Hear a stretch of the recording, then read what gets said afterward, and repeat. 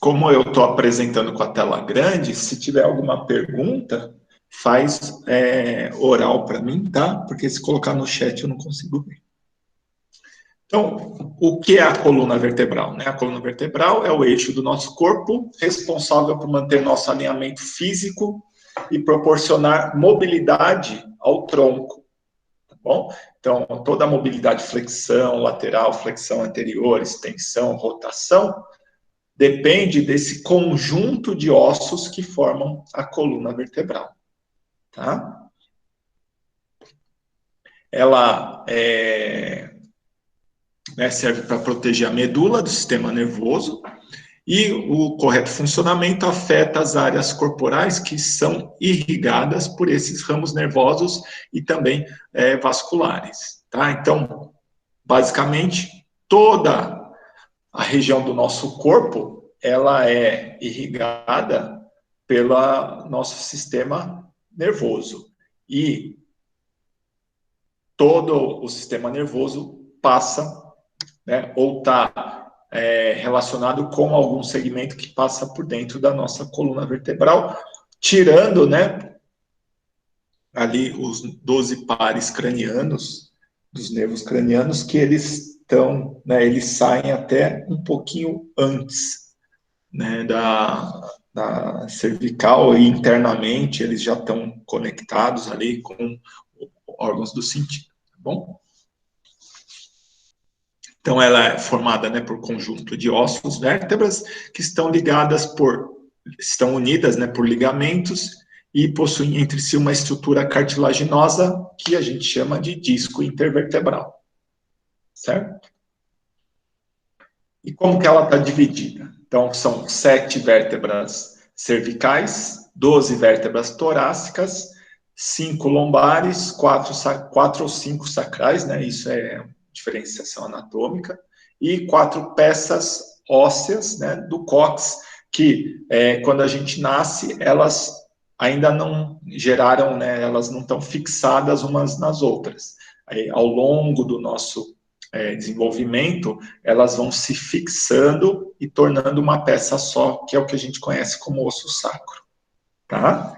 Isso é comum para vários segmentos ósseos, tá? Então, quando a gente nasce, a gente tem uma quantidade de ossos no corpo. Quando a gente envelhece, essa quantidade diminui porque os ossos vão se fixando, né? Outro exemplo que a gente tem, por exemplo, é a pelve.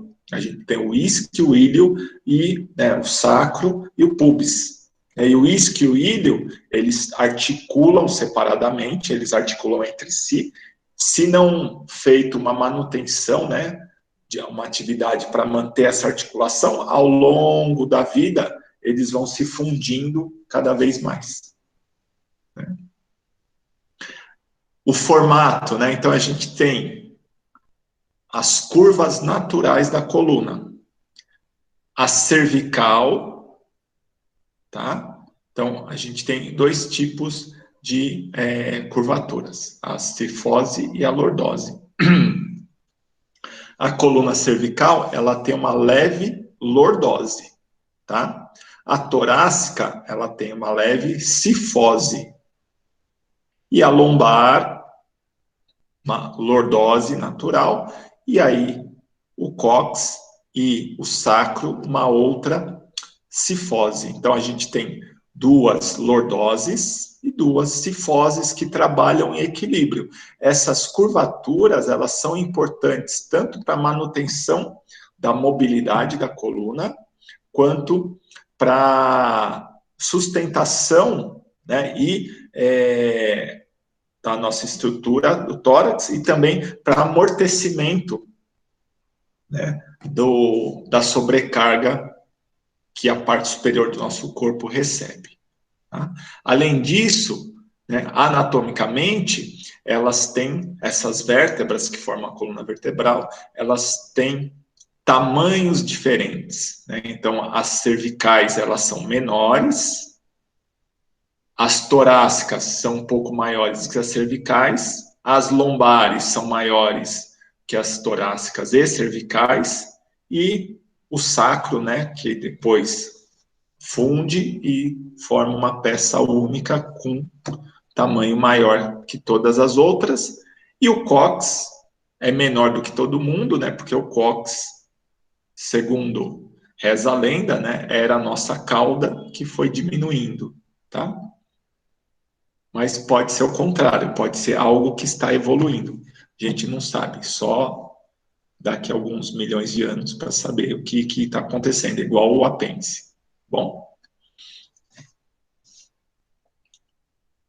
numa vista frontal, então a gente olhando no plano frontal, você olhando de frente à pessoa, a coluna, ela tem que estar alinhada. Tá? Então, uma forma da gente conseguir verificar isso é pelos processos aqui espinhosos da coluna, que são esses ossinhos que a gente sente quando tateia, né, as costas da pessoa. Normalmente a gente sente na coluna, a gente sente esses ossos. E uma coluna saudável tem esses ossos todos alinhados, certo?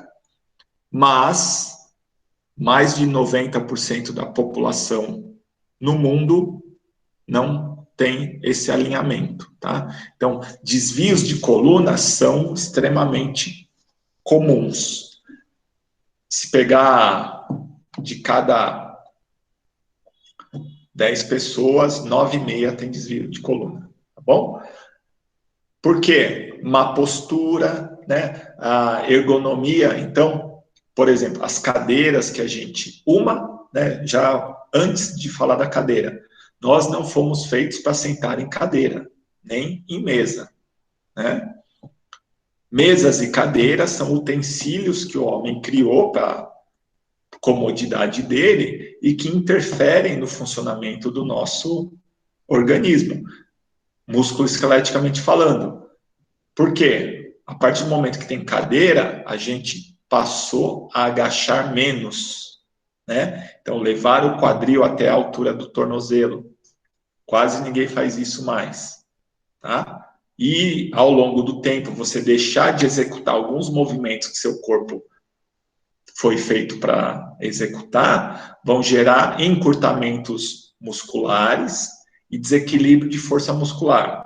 E isso, né, ao longo do tempo, vai gerar desvios de coluna, desvios de outras articulações, dores, e assim por diante. Tá? Então, tudo que a gente tem, né, ergonomicamente, normalmente não é feito para nós, e mesmo que seja feito para nossa altura, né, estatura, peso, essas coisas, quando a gente pensa cadeira, sofá, carro, essas coisas, é antinatural, né? Não é o que naturalmente, evolutivamente, desculpa, deveria acontecer. Tá? Então a gente está transitando entre o natural e o adaptado. Ainda. Oi? Pode falar? Oi, professor. Não, é que a minha internet caiu aqui. Depois eu vou ter que rever o que você já falou. Tudo bem. Então, né, hoje a gente está se adaptando a um novo estilo de vida que não é o natural. Né? E por que eu digo se adaptando? Por mais que a gente já esteja aí há 500 anos, sei lá, né? Pouco menos, na verdade, se a gente pensar, né? A era moderna tem aí 200, 300 anos, que a gente tem cadeiras, mesas, essas coisas com maior facilidade, né? A gente está se adaptando a esses utensílios. Então, o nosso corpo ainda sofre muito com isso. Né? Por isso, a necessidade de buscar movimentos que a gente não faz mais para manter a saúde geral do corpo. E aí a gente tem, né, pensando na cervical, duas vértebras que têm um aspecto diferente das outras 5, tá bom? Que é o atlas e o axis.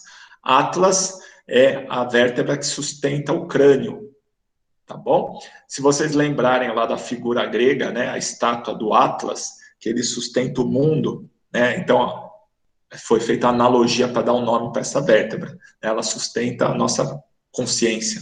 Tá? Então, o Atlas Ela não é uma vértebra que trabalha com rotação, né? O Atlas, ele trabalha muito mais com deslizamento. Então, ele faz, né, aqui está o nosso crânio, e o crânio faz esse movimento de deslizar, tá? Então, esse movimento que a gente faz aqui, né, quem consegue aumentar essa amplitude de movimento é o Atlas, né? E embaixo dele, o axis, né? Axis quer dizer eixo. Então, ó, a gente tem aqui, aí, né? O Atlas, que é essa vértebra aqui, percebe que aqui, ó, aonde encaixa, né, onde apoia o crânio, ele é bem alongado para o crânio poder fazer essa rotação, tá? E permitir esse movimento de flexão maior da cabeça. E o axis tem esse dente, né, ou esse apoio, esse eixo, né, que dá o nome a essa vértebra, e ele limita essa mobilidade cervical, né? Então, por exemplo, se você não tivesse, né, se nós não tivéssemos esse processo ósseo do axis, quando nós fizéssemos esse movimento, o crânio ia deslizar, né, fazer esse movimento de rotação deslizando, só que não ia ter um limite. E aí ele começaria a comprimir, né, aqueles nervos que eu falei para vocês, que saem, né, os pares cranianos, os primeiros, que saem sem passar por dentro, né, dessa primeira articulação cervical, tá bom? E aí, né, a gente ia morrer, porque esses primeiros nervos têm uma relação muito próxima com os nossos sentidos, a gente ia apagar, perder visão, audição, uma série de outras coisas, tá bom? Então, essas duas primeiras vértebras têm características singulares com relação às outras 5, tá bom? Então, a gente tem o Atlas, o Axis, e aí depois vai ter a terceira cervical, a quarta, a quinta, a sexta, e a sétima cervical, né? Elas têm o mesmo formato, uma diferença é que o processo espinhoso da terceira, né, na verdade, da primeira até a sétima, né, ele tem uma alteração no tamanho, tá bom? Então, quando você toca a base da sua cervical aqui nas costas, né, você sente um processo ósseo um pouco mais alto, a gente está tocando aqui a sétima cervical, né? E logo abaixo, que aí começa a ficar tudo mais rígido, são as torácicas, tá? Então, essa região de transição aqui, né? E aqui a gente vê, né, o sistema vascular, como ele passa pelos forames laterais aqui das vértebras, né? Por isso que um desalinhamento nessas vértebras pode gerar uma obstrução do fluxo sanguíneo, seja arterial, seja venoso, né? E também do trânsito do pulso nervoso. Bom? Ô, Pro, Oi. eu posso te fazer um pedido? Quando a gente estiver em aula presencial, tem como você nos ensinar a fazer essa leitura da coluna? Tem sim. Faz um favor Contar pra as gente? vértebras, né? Contar. Tem sim. Isso, Tem. por favor, eu Faço agradeço. sim. Sem Obrigada. problemas. Só me lembra, tá? Durante as aulas. Me lembra. Aí a gente Eu faz. lembro. Pode ter certeza, eu lembro. Obrigada. Nada. E aí a gente entra na região torácica, né? Qual que é a principal diferença da região torácica com as outras regiões da coluna? Na região torácica, as vértebras, elas vão articular entre elas, né? Então, uma vértebra e outra, e elas vão articular também com as costelas para formar a nossa caixa torácica, tá? Então, ó, a gente tem aqui, né, o corpo da vértebra, tá? Percebe, ó, aqui a gente tem um rebaixo, né? Todos esses rebaixos aqui, ó, esses no corpo da vértebra, esses aqui próximo do forame central, e esses aqui, né, nos processos laterais da vértebra, tá? Todas essas regiões articulam com costelas, né? E é por isso que a região torácica, ela tem tão pouca mobilidade comparado com a cervical, por exemplo, né, que a gente faz bastante rotação, flexão lateral, a lombar também, né, a gente tem bastante possibilidade de rotação e flexão. A torácica a gente tem pouquíssima rotação, né, e pouquíssima flexão. Ela tem mais permissão de movimento na flexão anterior, na flexão lateral e na rotação, pouquíssimos, tá bom? Por causa dessa articulação que ela faz com as costelas, mas que é importante porque a caixa torácica acaba protegendo, né, os principais órgãos vitais, né, coração, pulmão, fígado, baço, essas coisas, tá bom? E até uma parte, né, dos rins, as flutuantes. E aí elas articulam. Oi? Até porque a caixa torácica, ela não tem tanto movimento, né? Então, ela tem bastante movimento, ela não tem tanta amplitude de movimento, tá? E qual que é a diferença, né? Então, quando eu falo amplitude, por exemplo, a cervical. Ó. Eu consigo fazer um giro de 180 graus com a minha cervical. Eu tenho uma amplitude de movimento grande, né? Na torácica, a rotação, eu consigo fazer rotação de no máximo 30 graus. Né? Então, se eu estou aqui, ó, olhando para cá, eu no máximo vou fazer esse tipo de rotação aqui, tá? Mas eu tenho bastante mobilidade, porque pensa assim, né? Ó, façam esse teste. Enche o peito de ar. Né? Ele expande bem, não é? E essa expansão acontece graças, né, a essa capacidade de mobilidade das articulações, tanto da região vértebro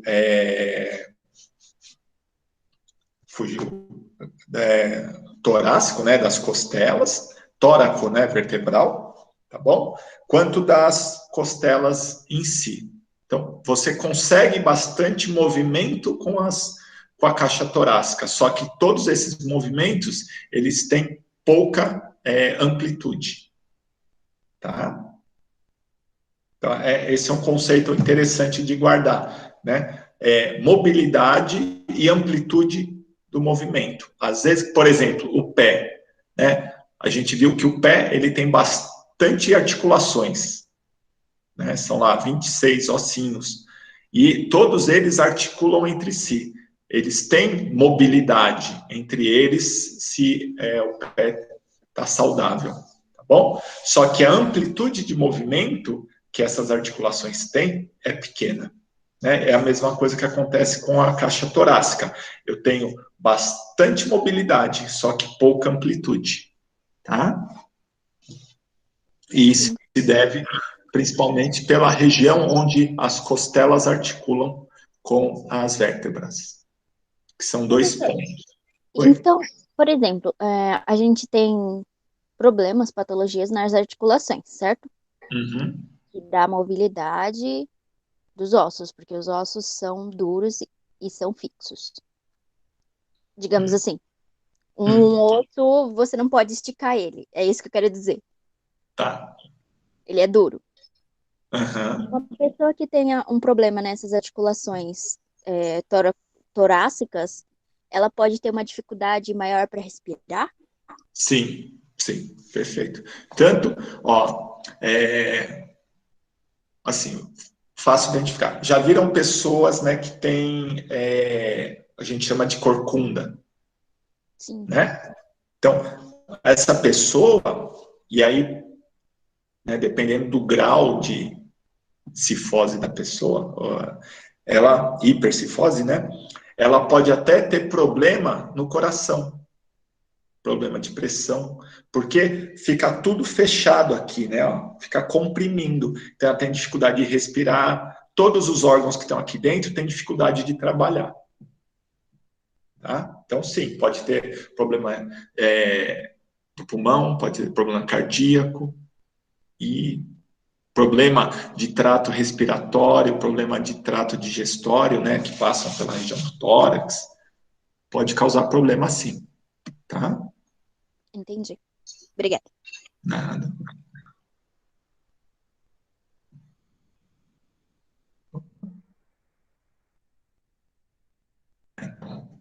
Aqui é torácica, aqui é a lombar, né? Lombar, as lombares, elas têm o corpo vertebral muito maior do que as outras, por quê?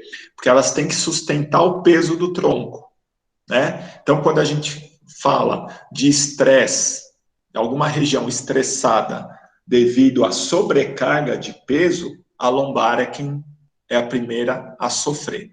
Quando a gente fala de estresse relacionado à tensão emocional, a região cervical é a quem mais sofre, tá? Porque esses músculos são quem ficam mais tensos. Quando a gente fala sobrecarga de peso, os músculos lombares é quem trabalham mais e ficam mais tensos, tá? E as articulações lombares, né, elas só se articulam entre as vértebras, né, superior e inferior. Então, L1 com a T12, né, torácica 12, e aí L1 com L2, L2 com L3, L3 com L4, L4 com S1, né, que a gente entra no sacro, tá? Aí, uma coisa que é interessante de pensar é, né, quando eu for falar de hérnia de disco também, e algumas patologias da coluna, aonde é mais comum desenvolver essas patologias, né? Geralmente nas regiões onde tem mais mobilidade, então a cervical e lombar. E nessas regiões, na transição entre entre a lombar e a torácica, ou a lombar e a sacral, e entre a cervical e a torácica, tá? Então, ter bastante movimento é bom, né? Capacidade de movimento. Só que, ao mesmo tempo, expõe mais a região a desenvolver algum tipo de patologia. E aí, o osso sacro, né? Que é a junção das articulações ao longo da vida, né? Que vão se fundindo. A gente tem aqui, ó, os 4 foramens do osso sacro, né, que na palpação a gente consegue sentir, e aqui também os tubérculos espinhosos, né, que eram processos espinhosos e depois foi se fundindo, e aí também vai perdendo um pouco de função, ele vira um tubérculo, que é um caroço, tá? E até articular com o cóccix.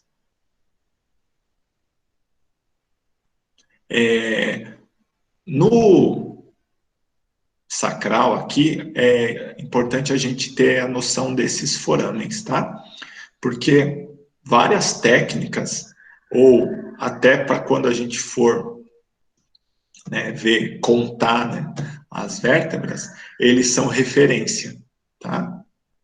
Esses foramens são referências para a gente utilizar para, por exemplo, na medicina chinesa, para achar determinados pontos do canal da bexiga ou da vesícula, assim por diante. Bom?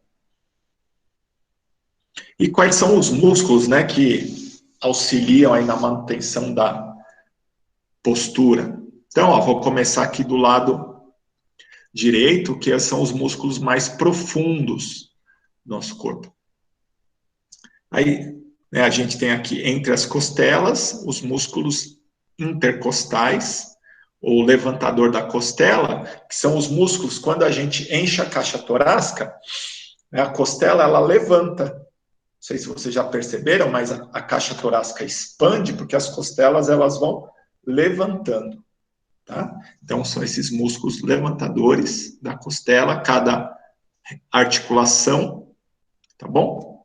Entre uma costela e outra, né, tem um músculo desse.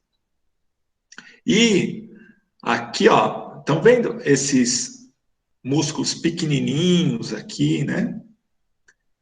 Ligando, então, tá ligando o processo ósseo da articulação inferior com o processo ósseo da articulação posterior, tá bom? Esses são os multíferos, tá? Qual que é a importância? Esses músculos, eles vão auxiliar na estabilização da coluna e na rotação, tá? Eles são os primeiros a agir na rotação. Então, movimentos mais discretos de rotação da coluna são esses músculos quem fazem, eles são mais profundos. Bom? Aí, Como é o nome deles? multíferos. Ok, obrigada. Nada.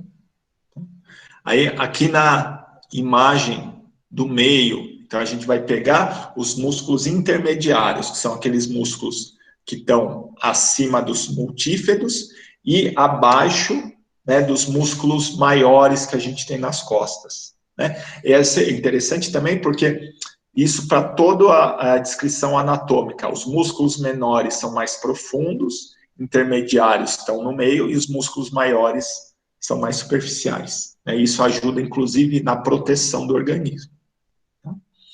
Então, ó, músculos que a gente tem que, né, ter ideia que eles existem são os paravertebrais. Os músculos paravertebrais, eles são intermediários, eles estão acima dos multíferos e estão abaixo do grande dorsal, do romboide, assim por diante, tá? Os paravertebrais, eles são formados por 3 músculos, tá? Então, é um conjunto de músculos, né, que fazem essa função de estabilização da coluna, de movimentação de flexão e extensão da coluna, né? Que é o ilho costal, tá? Porque ilho costal, é só pensar, né? Ilho é o osso, né? Lembra da crista ilíaca? Né? A crista ilíaca é a crista do osso ilho. Então, é um músculo que ele vai da região do ilho e passa por todas as costas. Tá? Junto a ele, a gente tem o espinhal torácico. Tá? E aí, junto, a gente tem o esplênio, tá? Que é o esplênio cervical, né? E aí vai ter esplênio torácico, esplênio lombar, tá bom? Mas são os 3 ossos que vão, os 3 ossos, desculpa, os 3 músculos que vão compor os paravertebrais, tá? Que é o que a gente sente quando apalpa a coluna da pessoa, né? Aquelas, o valezinho, então tem as montanhas e o vale é a coluna. Aqueles são esses 3 músculos juntos. E o que a gente tem mais acesso, né? Então, quando a gente manipula ou topograficamente, quando a gente visualiza, são o grande dorsal, né? Que é esse músculo que pega a maior porção das costas, nasce lá na região do ilho também, e ele vai estar inserido aqui na região do ombro, né? Na articulação do ombro. A gente vai ter o trapézio, né? Então, o primeiro, maior, grande dorsal. O segundo, maior, o trapézio. Ele vem dos ombros até a região da nuca e desce por toda a caixa torácica, tá? Então, o final do trapézio aqui vai dar próximo da 11ª, né, 12ª vértebra torácica. Tá? É um músculo bem grande. E aí vai ter os romboides, né? Também, que estão aqui nessa figura, não está aparecendo, tá bom? Mas os romboides também vão estar aqui. E aí, redondo maior e menor, né? Que são, junto com o grande dorsal, é o que dá a silhueta das costas, né? Que forma aquela asa nas costas. O grande dorsal com os redondos. Então, são os principais músculos, né, que atuam aí na movimentação da coluna, seja na região lombar, torácico ou cervical. e aqui é uma vista mais com corte, né? Então, que seria essa musculatura que compõe essa camada intermediária, o esplênio, o longuíssimo do dorso, ilho costal, tá? Aqui, ó, esses pequenininhos aqui, nesse corte, são os multípedos. Eles são muito importantes na estabilização da coluna. Além disso, né, como a gente já sabe, dentro da coluna a gente tem a medula, e pela medula é onde o sistema nervoso central acessa o sistema nervoso periférico, ou seja, por onde os ramos, né, do sistema nervoso central saem e vão até os órgãos ou até as extremidades do corpo. E cada, a gente chama de gânglio, né? Então, a hora que sai aqui o ramo do sistema nervoso central, e aí eles formam umas junções, tá? Já fora da coluna, a gente chama de gânglio, tá bom? E esses gânglios, eles estão relacionados com os órgãos internos, e a relação entre o órgão e a altura da coluna é mais ou menos de 2 vértebras, tá? Então, por exemplo, você pega a altura aqui, né? O seu estômago, tá? E aí você desliza a sua mão até as costas. Mais ou menos 2 vértebras para cima é onde vai estar saindo o gânglio dos nervos que vão até o estômago. Tá bom? Então, por exemplo, né, o coração, que é no meio da caixa torácica, o gânglio, onde estão saindo os nervos que vão chegar no coração, eles vão estar mais ou menos 4 dedos para cima, tá?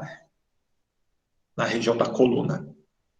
E assim para todos os órgãos, né? A bexiga, o nervo que está irrigando, né, que está inervando a bexiga, vai estar mais ou menos 4 dedos acima da altura da bexiga. Bom? E aí qualquer desvio aqui da coluna, ou qualquer patologia que prejudique, né, esse trânsito de informação nervosa, vai prejudicar também o funcionamento dos órgãos. Então, por exemplo, o que é comum, né,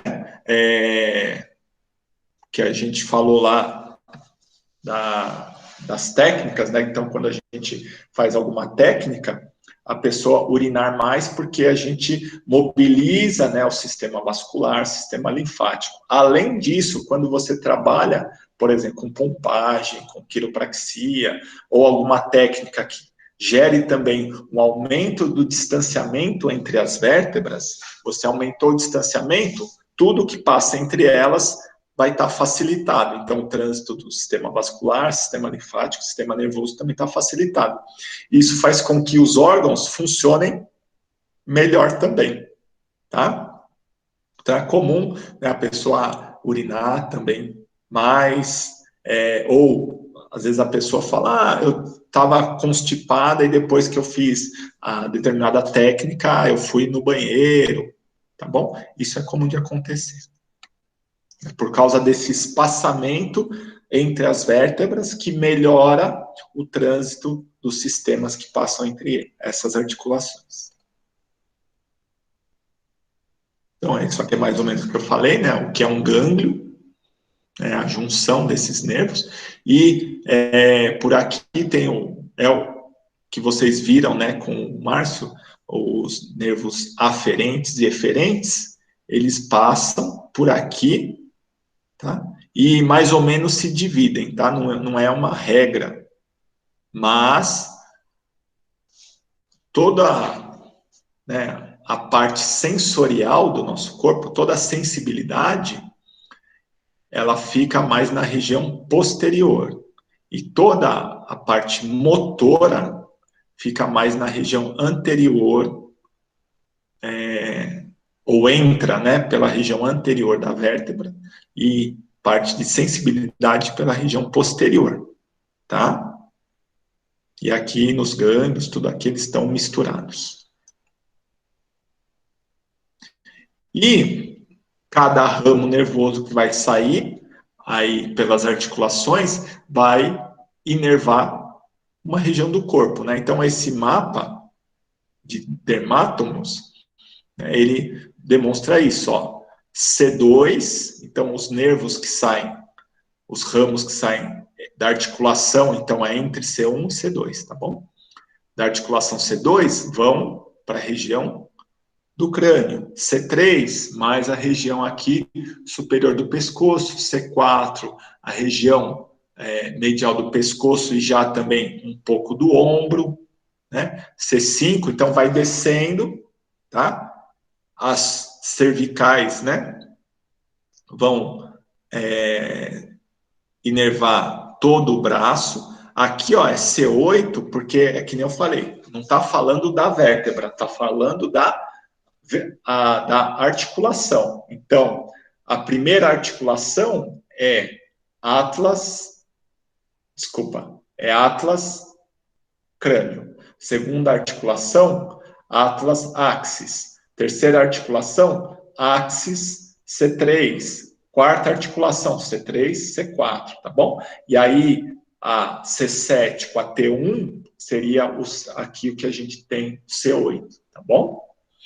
E aí as 12 torácicas, né, ó, na parte posterior, as inervações são responsáveis por essas fatias. Então, dores nessa região ventral podem estar relacionados, por exemplo, com uma hérnia de disco na região de T12, tá?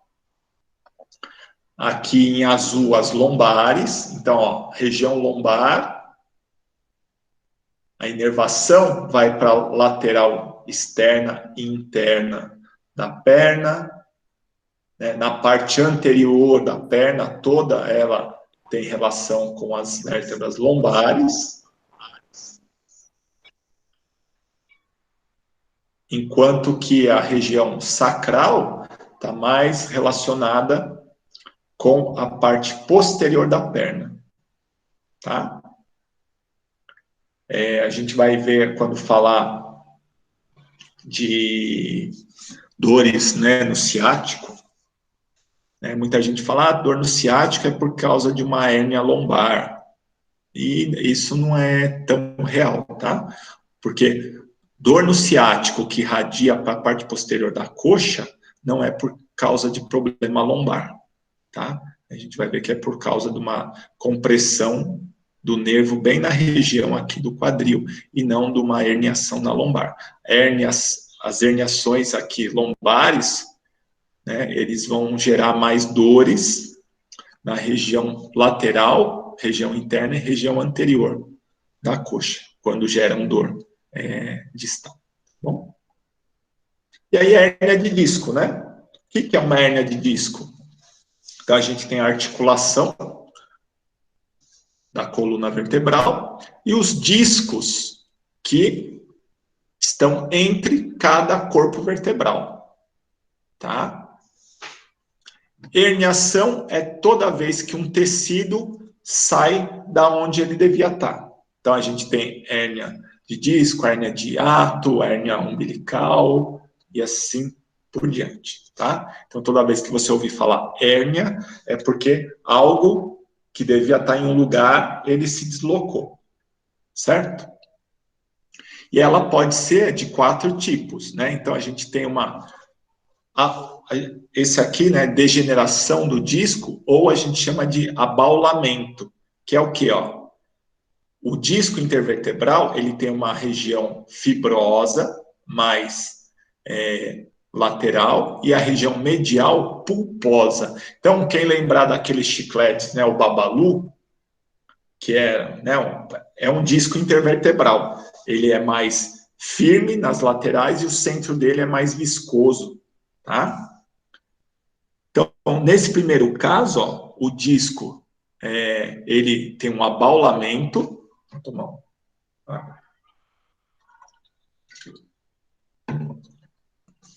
Ele tem um abaulamento, mas não tem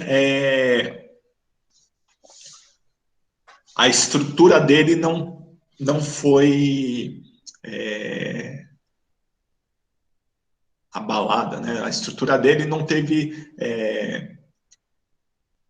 fugiu o termo. Comprometimento? Obrigado, comprometimento. Obrigado, hein?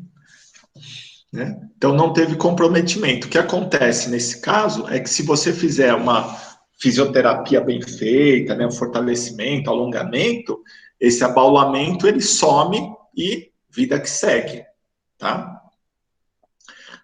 Aí a gente pode ter uma protusão discal ou um prolapso, certo? Que é quando, ó, o núcleo, ele já rompeu algumas fibras internas, né? Mas ele não chegou a sair do corpo do disco intervertebral, tá? Nesse caso aqui, você também pode fazer fisioterapia, alongamento, né? Fortalecimento. Você consegue fazer com que esse prolapso retorne, né? Só que sempre vai ser o ponto fraco. Então, qualquer sobrecarga a mais, qualquer descuido, né, nas tarefas ou nas atividades de cuidado, né, que seria o alongamento, o fortalecimento, vai voltar, tá? Então, virou o calcanhar de Aquiles da pessoa. Vacilou, esse prolapso sai de novo. Terceiro caso é a extrusão. A extrusão é quando tem um rompimento aqui do tecido fibroso e o núcleo, ele extravasa, né? Por isso é extrusão. Nesse caso aqui é bem mais complicado, né? Nem sempre o tratamento conservador, né, que é a fisioterapia, essas coisas, dá conta, e aí tem que ir para a cirurgia, tá? E o último e pior é o que eles chamam, né, o que é chamado de sequestro, que é quando, além desse núcleo ter vazado, ele começa a se perder, tá? Então, começa a sair e penetrar para outras regiões, né, da articulação. Aqui na imagem, ó, a gente tem uma imagem aqui de uma hérnia, aqui já é uma extrusão, tá? Como que a gente sabe que é uma extrusão? Porque, ó, essa aqui de cima tem uma protusão, é um prolapso, ó. O disco, o corpo do disco perdeu espessura, né, ó, tá tendo um prolapso, então tá saindo aqui, né, fora do que deveria, mas ainda tem uma sustentação, pequena, mas tem uma sustentação.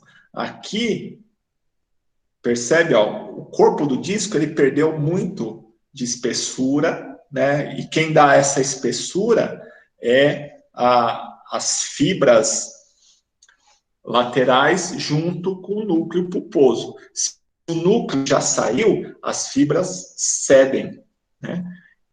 Então, aqui a gente já tem uma extrusão. Tá? Normalmente, a herniação, quando chega a extrusão, ela vem acompanhada de outras herniações, né, de menores impacto, né, menor calibre. Então, a gente tem aqui, né, ó, uma protusão, aqui um abaulamento, tá? Ó, é pequeno, mas já é um abaulamento. Então, tem um abaulamento, protusão, extrusão. Se não cuidar disso aqui, vai virar um sequestro, ou seja, esse líquido que está vazando aqui, ele vai descer e aí vai gerar mais dor, mais incômodo. Tá? Professor, Aqui já tem... Oi. quando a pessoa já está nesse último nível de sequestro, Cirurgia. cirurgia, aí, por exemplo, um massoterapeuta não pode mexer. Então, pode mexer. É que a massoterapia vai resolver o problema da pessoa? Não vai, tá? Mas, que nem eu falei, quando chega nesse ponto de sequestro, extrusão, as articulações anteriores ou posteriores estão sofrendo também com outras formas de desequilíbrio, né? Por exemplo, essa musculatura dessa pessoa é extremamente tensa, flácida, e aí a massoterapia, ela vai auxiliar, ela vai ser complementar ao tratamento, Então, você pode, por exemplo, você pode não aliviar essa dor aqui, né? Pode não acabar, mas com certeza você consegue aliviar a dor do resto das costas, tá? Então, como um complemento ao tratamento, funciona super bem, né? Não vai, né? A massoterapia não vai resolver nem extrusão, nem sequestro. Prolapso pode acontecer, né? A degeneração aqui que eles têm, que é o abaulamento, pode, aí pode, né? Não em uma sessão, mas várias sessões, assim você consegue. Agora, como um complemento ao tratamento, em todos os casos, é bem-vindo.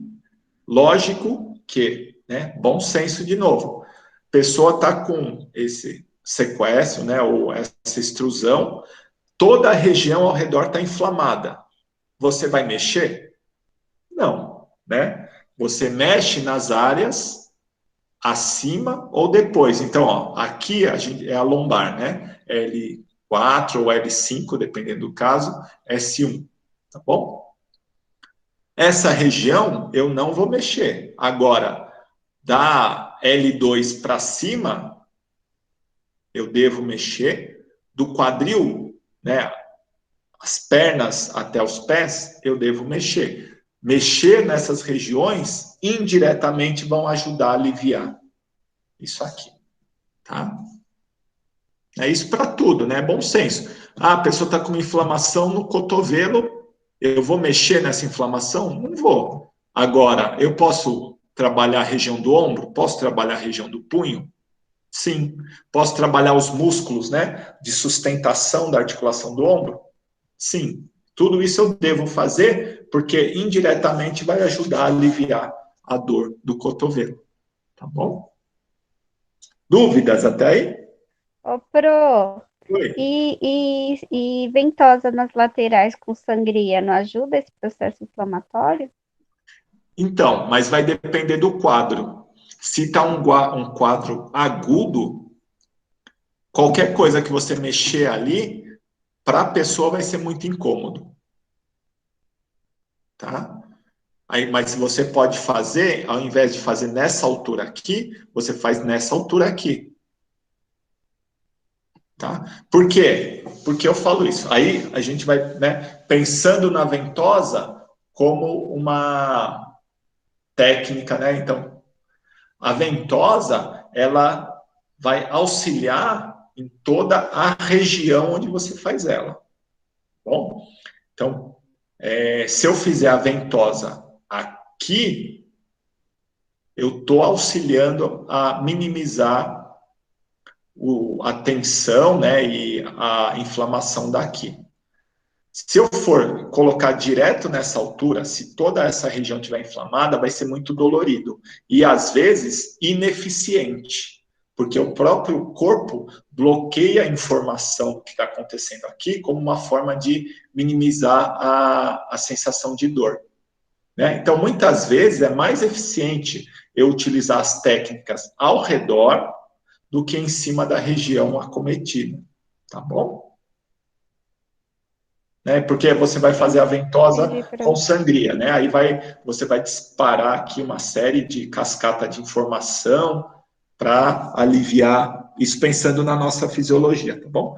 E aí vai liberar uma série de substâncias anti-inflamatórias, né? Só que essas substâncias, elas não estão só aqui, né? Elas vêm pelo sistema vascular. O sistema vascular está irrigando aqui, aqui e aqui, e para cima.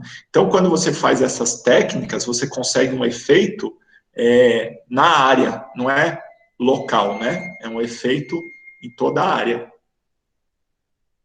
E aí sim, se você pegar essas áreas próximas, vai auxiliar no tratamento. Mas só a ventosa, tanto aqui na extrusão quanto no sequestro, não dão conta, tá? E dependendo, né, é claro, da região onde você tem a protusão. Porque outra coisa, né? Se a gente pegar toda a população mundial, 50% da população tem hérnia de disco, tá? É que pode ser sintomático ou assintomático. Então, dependendo de para onde escorregou, né, aqui ou abaulou o disco, não pegou em nenhum ramo nervoso. E aí você não sente dor, tá? Às vezes pode sentir um incômodo, tal, mas que vai e volta, passa e segue a vida. Você vai morrer sem saber que tinha hérnia de disco. Dá bem, né? Então, hérnia de disco é a primeira patologia que acontece na coluna, que mais acontece, né? Mais recorrente, né? E que a gente, ao longo aí do nosso trabalho, a gente vai encontrar bastante. A escoliose é a segunda patologia que mais acomete a coluna vertebral e que não é tão comum da gente, a gente encontra bastante, mas não é queixa principal das pessoas, tá? Porque normalmente, né, a escoliose ela vem com uma dor surda, tirando em casos que nem a foto aqui que eu coloquei para vocês, né, deixa eu ocultar isso aqui.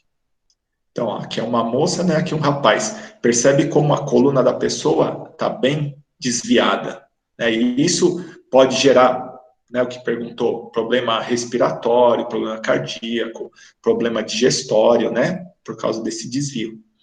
O mais comum é a gente encontrar pessoas com escoliose, mas que não chega a incomodar. Então, a pessoa vem para tratar alguma coisa com você e secundária ou terciariamente trabalha escoliose.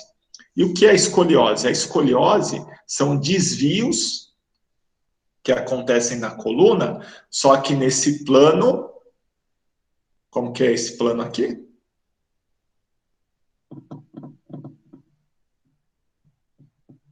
Plano frontal, né? Ó, uma vista frontal. E a escoliose, ela acontece para as laterais, tá? Que é diferente das curvaturas naturais do nosso corpo, que são lá, lordose e cifose. 2 lordoses na lombar e na cervical, 2 cifoses na torácico e no sacral.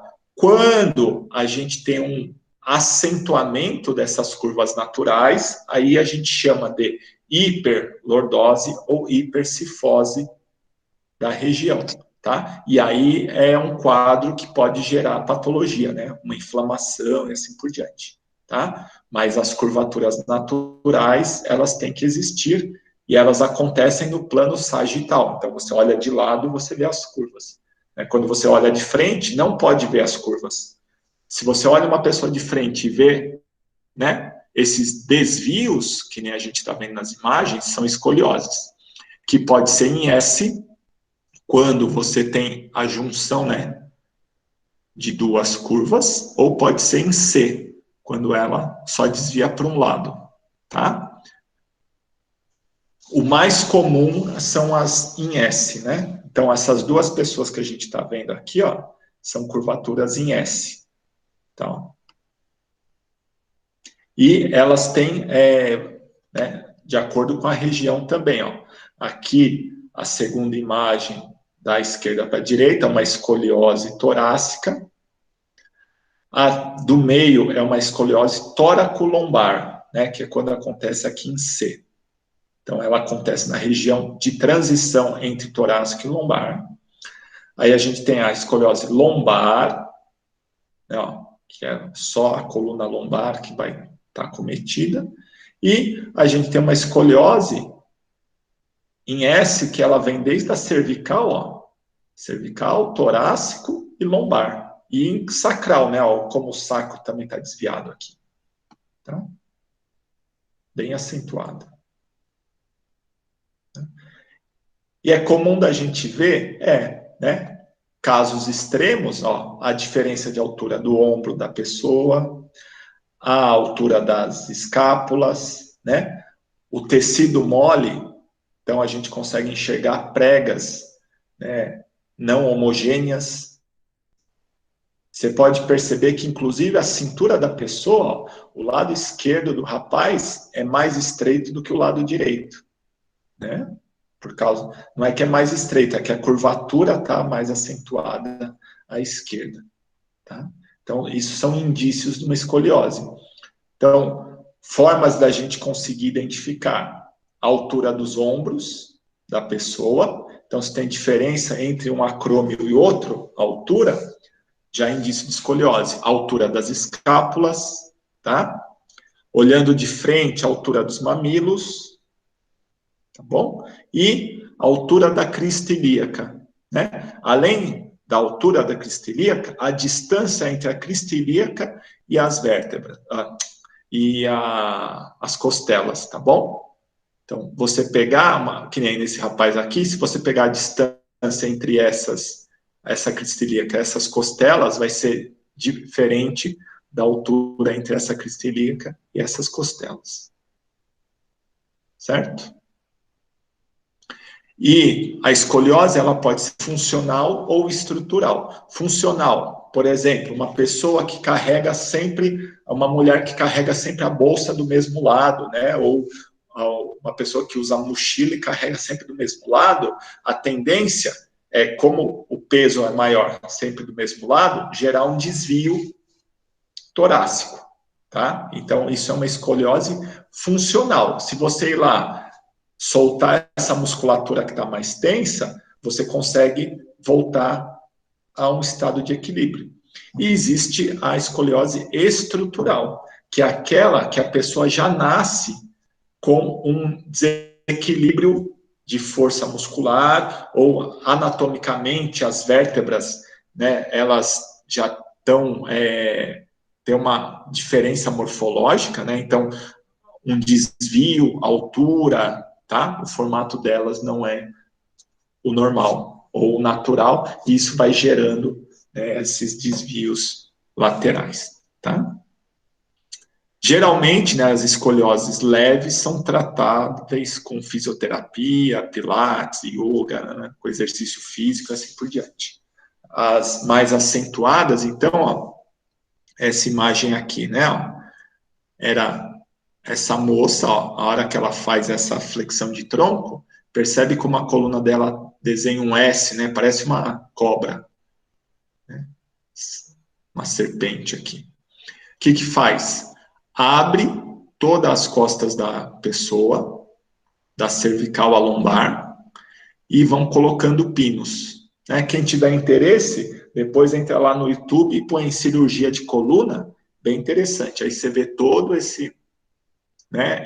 É marcenaria, é martelo, broca, porrada, né? E aí alinha. Ok, né? Então você melhora o funcionamento do organismo da pessoa. Só que, por outro lado, você perde mobilidade, né? Então, todas essas articulações agora estão fixas, elas não articulam mais. Aí vira aquela pessoa que se mexe que nem um robô. Tá? Professor, Oi. geralmente essas pessoas que têm esse problema, não sei se é impressão, mas parece que elas andam até meio com o corpo para frente, né? Sim, essa, sim.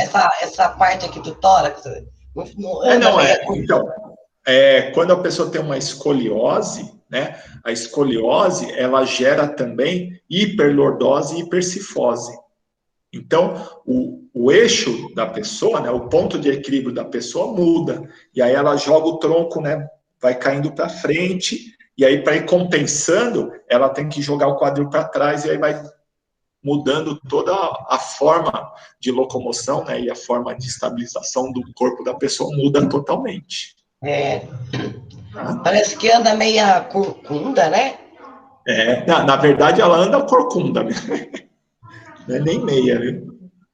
Mas, se é tratado, aí também consegue melhorar isso, né? Amenizar esse Entendi. quadro. Tá bom? Tá. Obrigada. Nada. E aí, o terceiro... E essa mudança de eixo, ela pode levar até patologias no joelho, né? Certeza. Joelho, quadril, tornozelo, tá? Todas as articulações, ombro, né? Porque você muda a forma dessas articulações trabalharem, né? Você muda a sobrecarga que né? Onde a região onde a sobrecarga atua nessas articulações. E aí pode gerar patologias em todas elas. Todas para baixo, né? Lateral, cervical também, né? Porque você mudou o ponto de equilíbrio. Lembra lá de cinésio, né? O nosso eixo? Topo da cabeça, orelha, ombro, quadril, joelho e tornozelo. Qualquer uma dessas articulações que fugiu desse eixo vai gerar sobrecarga nas outras, tá? Então, quem tem, né, desvio de coluna, ou seja, a maioria das pessoas tem, estão gerando sobrecarga nas outras articulações além da coluna, tá? E aí, É o efeito dominó, né, Pro? efeito Então, dominó, certeza. Tá? é que eu falei ontem com o professor Márcio, se as escolas começassem já a fazer um trabalho na aula de educação física, de postura, de alongamento, muitas dessas patologias seriam evitadas no futuro, né? É que hoje tem mudado, né, um pouco isso. Mas se aceitassem que o professor de educação física ensinasse sobre o físico e não só sobre esporte, né, ia ser muito melhor, porque você aprender postura correta, aprender as formas de amenizar a sobrecarga nas estruturas, aí você ia conseguir, né, utilizar com mais eficiência o seu corpo e deixar ele mais saudável por muito mais tempo, né? Mas aí tem uma série de enroscos no meio do caminho, né? Eu tenho amigos que tentaram fazer isso nas escolas, os pais reclamaram porque queria que o filho jogasse bola e não que ele aprendesse sobre o corpo. Por exemplo, da mesma forma que tem um monte de professor de educação física que vai para a escola só para ensinar molecada a jogar bola, jogar vôlei e não quer dar tanta atenção a ensinar sobre o corpo, né? Então tem os dois lados da moeda aí. Na minha escola, o professor de educação física era o que tinha o trabalho mais fácil. Ele só abria o cadeado da quadra e dava bola. Só. Nem ficava Sim. olhando. Então, hoje em dia, vem mudando um pouco o perfil, né, desses profissionais de educação física, né, porque as faculdades estão prezando também por formar uma pessoa um pouco mais consciente nesse sentido. Mas também existe outro lado, né? Se o professor quer, por exemplo, o povo fica doido quando o professor de educação física dá aula teórica. Vai falar sobre nutrição, vai falar sobre ergonomia, né? O povo fica doido porque muita gente acha que educação física é recreação, né? E não conteúdo de uma disciplina, assim por diante. E aí tem professor que tenta e os pais, né, os outros professores falam, não, você dá a bola e deixa jogar. Né? É complicado isso aí. Mas até uns 20 anos atrás, educação física era isso, ensinar futebol, vôlei, basquete e handebol. Professor, Na verdade, era só futebol, né, para os meninos e vôlei para as meninas, e acabava aí. eu tive as duas experiências. Da quinta à oitava, à sétima série. Da quinta à sétima série, eu tive uma professora que ela era muito rígida. Tanto que, assim, era difícil o aluno que gostava dela. Porque ela era professora de educação física, só que, assim, passava trabalho, Então, explicava sobre a postura, explicava sobre a questão do estar acima do peso para a sua estrutura ou não. Desmistificou isso lá atrás para mim, que o estar acima ou abaixo do peso não é questão de quantidade em quilos, mas em sim de qualidade de vida. perfeito. E da oitava série para frente, eu tive um professor que eu tive, inclusive, problema com ele. Porque a aula dele era um aquecimento ridículo, que você ficava correndo de uma linha até a outra da quadra. E às vezes, bom, todo mundo aqui já é crescidinho, já sabe que as mulheres têm o ciclo menstrual e tem a TPM e tudo. E às vezes a gente não estava bem para fazer a aula. E ele colocava falta. Assim, ok, você não vai fazer o aquecimento, você vai levar falta. E depois desse aquecimento, que, sinceramente, sem um alongamento antes e sem uma preparação antes, para mim é a mesma coisa que nada, e hoje eu entendo isso. Ele só jogava a bola para os meninos e falava, joga aí agora até o final da aula, e pronto, ia para a sala dos professores tomar café. São os paradigmas da nossa educação, né? Quem sabe um dia isso muda. Esperamos que sim, né? E vai ser muito melhor para todo mundo. Tanto para os professores, quanto para os alunos, os pais, assim por diante. Mas tá cheio de exemplos assim, né? Infelizmente. Bons, felizmente, e ruins, infelizmente. Já sabem o que procurar quando colocar os filhos de vocês na escola, ou que indica, tá? E é engraçado porque eu, pelo menos, fui passar a ter noção de muito mais coisa depois que eu comecei o curso. Antes disso, eu tinha uma visão muito leiga de muita coisa. E o meu marido mesmo já comentou comigo, nossa, quando você falava que ia fazer massoterapia, que você ia fazer curso de massagem, eu achava que era só massagem. Eu falei, Isso é comum. sinceramente, eu entrei no curso também achando que era algo muito simples. Que era mais prático, né? Só que para você fazer a prática, tem que saber bastante teoria, né? Para fazer uma prática bem feita, né? Tem que saber teoria. Que bom, né? Que é o curso assim. Eu falo por mim que já fazia 2 anos que eu estava trabalhando com prática, porque os cursos livres são muito rápidos, né? E não aprofundam tanto. O quanto que esses meses já de curso técnico, eu estou tendo outra visão quando eu estou praticando e eu sinto melhora mesmo de mim como profissional. Que bom. Tá vendo? Assim que é bom, né? Quando a gente se surpreende com o que vai fazer. De uma forma positiva, lógico. Então, para a gente encerrar, só a lombalgia, né? Que é também recorrente. E o que é a lombalgia, né? Algia é inflamação. Então, é uma inflamação da região lombar, normalmente dos músculos da região lombar.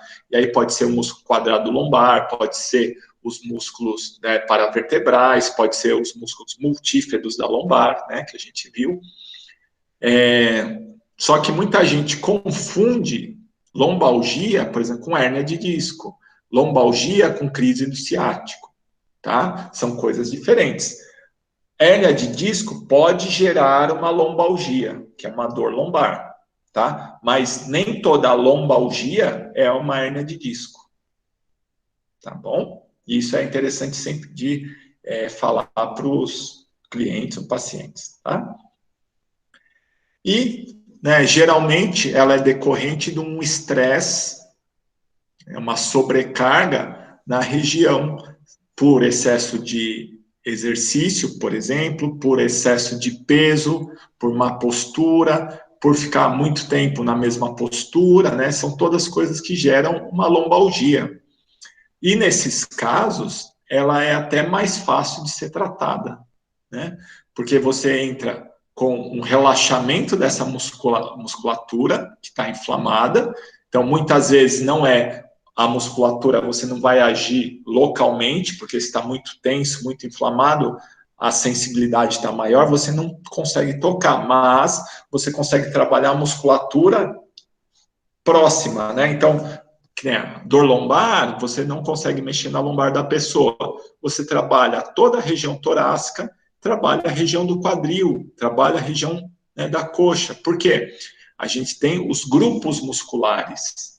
Então, toda a região posterior do tronco é uma cadeia muscular, né? Então, você mexer na panturrilha vai ter um efeito na lombar. Você mexer na cervical vai ter efeito na lombar, assim como mexer na lombar vai ter efeito na cervical e na panturrilha.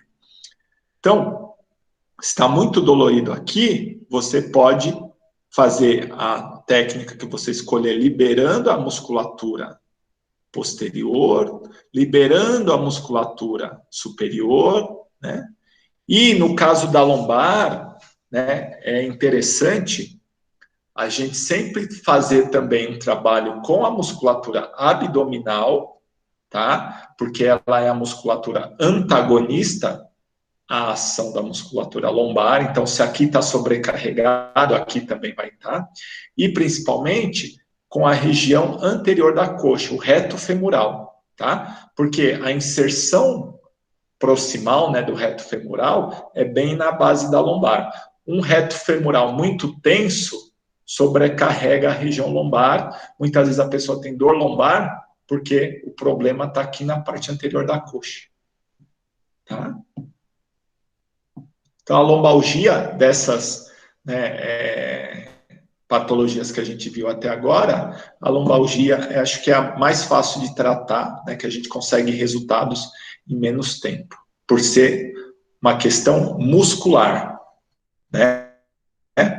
Se ela estiver atrelada a uma hérnia de disco, mesma coisa. A hérnia de disco é mais difícil da gente tratar. Agora, a dor lombar, a gente consegue tratar, né, e amenizar, inclusive, a crise da hérnia. Tá bom? Mas sempre que pensar dor lombar, não pensa só no local, tá? As melhores formas de tratar dor lombar, normalmente, é você tratando as regiões mais distais do corpo e a região anterior. Certo? Dúvidas até aí?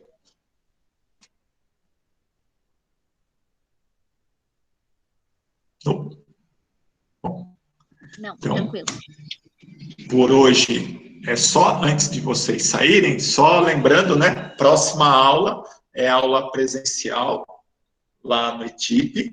Por favor, todo mundo leve 2 toalhas de tamanho médio, tá? Não pode levar aquela toalhinha pequenininha, tá? Uma toalha de tamanho médio, que é para vocês, por exemplo, na hora de manipular o pé da pessoa, colocar a toalha em cima da sua perna, né? Apoiar, e limpar as mãos. Quem tiver creme base aquosa, preferencialmente, ou se for um mais oleoso, mas que não saia, que não demore para sair, né? Então, que basta limpar que você consiga tirar ele, tá bom? E aí a gente se vê semana que vem, provavelmente, né? Continua às 6h30 até às 8h30, então, possível, cheguem todos no horário para a gente não perder muito tempo já em começar com as práticas, tá? Boa noite para todo mundo, bom descanso, boa semana, até a próxima aula. Okay? Professor, a minha internet tinha caído e eu perdi o link da chamada. Mas eu coloquei meu nome aí, ó. Eu coloco aqui para você já, tá? Tá, por favor. Aí você já...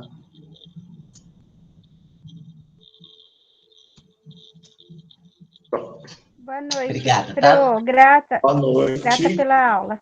Nada, obrigado a vocês. Bom descanso, bons estudos. Né? Obrigada, boa noite. Noite. Bom descanso, Pro. Obrigado. Vocês também.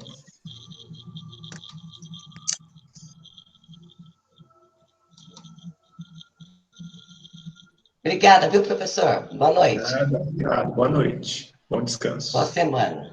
Obrigada. Igualmente.